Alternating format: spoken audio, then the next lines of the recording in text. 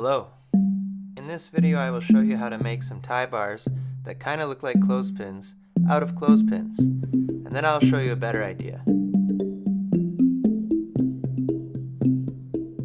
I started by grabbing some scrap wood I had laying around and ripped some thin strips on the table saw.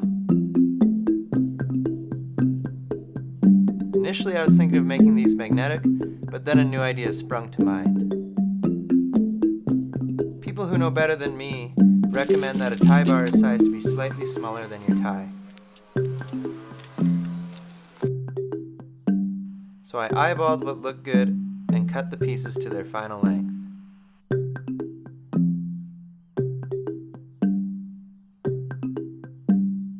It was at this point I realized that my tie bars were too wide for clothespin springs, so I had to rip them down again.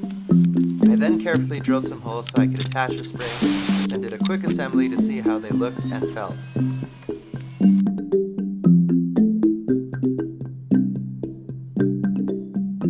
I decided to experiment by sanding a gap at the end so they would be easier to open. I also played around with the spring placement. Both options work good, so it's just a matter of preference.